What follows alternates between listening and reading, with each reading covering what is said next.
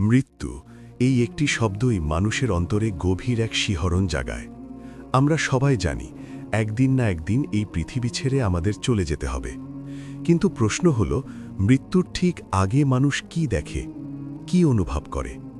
ইসলামের আলোকে এই বিষয়টি অত্যন্ত গুরুত্বপূর্ণ এবং গভীর। ১. মৃত্যুর মুহূর্ত, বাস্তবতা। ইসলামে মৃত্যু কোনো শেষ নয়, বরং এটি একটি নতুন জীবনের শুরু, আখিরাতের পথে যাত্রা। আল্লাহ তাআলা বলেন, প্রত্যেক প্রাণীকেই মৃত্যুর স্বাদ গ্রহণ করতে হবে। এই সময়টিকে বলা হয় সাকারাতুল মউত, মৃত্যুর কষ্টকর মুহূর্ত। ২. সাকারাতুল মউত কেমন অনুভূতি?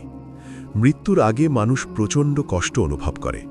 হাদিসে বর্ণিত আছে, এই কষ্ট এমন যেন হাজার সূঁচ একসাথে শরীরে বিদ্ধ হচ্ছে। এটি পাপীদের জন্য অত্যন্ত কঠিন, আর মুমিনদের জন্য তুলনামূলক সহজ। ৩. ফেরেশতাদের আগমন, মানুষ কি দেখে? মৃত্যুর ঠিক আগে সবচেয়ে গুরুত্বপূর্ণ ঘটনা হল ফেরেশতাদের আগমন।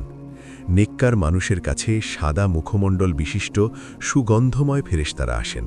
তারা জান্নাতের সুসংবাদ নিয়ে আসেন। পাপীদের কাছে ভয়ঙ্কর রূপে ফেরেশতারা আসেন।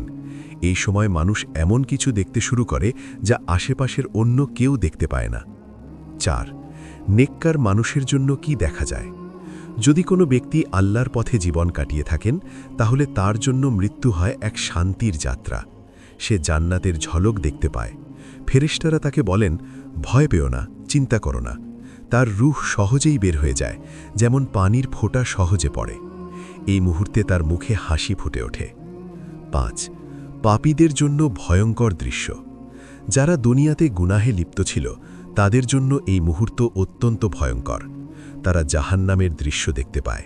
ফেরেশতারা কঠোরভাবে রূহ বের করেন। তারা ভয়ে কাঁপতে থাকে।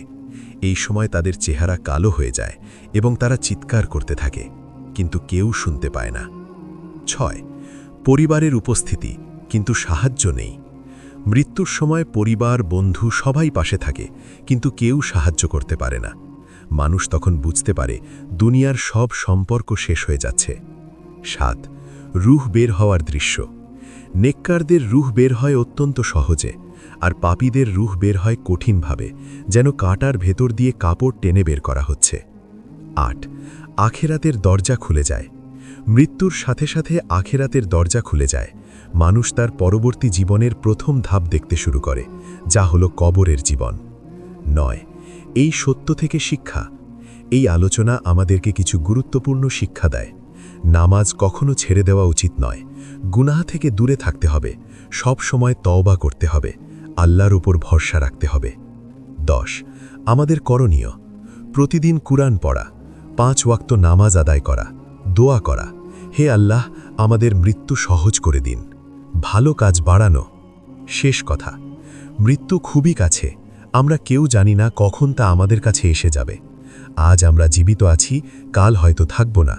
তাই এখনই সময় নিজেকে পরিবর্তন করার। আল্লাহ যেন আমাদের সবাইকে নেককার বানান এবং সহজ মৃত্যু দান করেন। আমিন। উপসংহার: মৃত্যুর আগে মানুষ এমন কিছু দেখে যা অন্য কেউ দেখতে পায় না।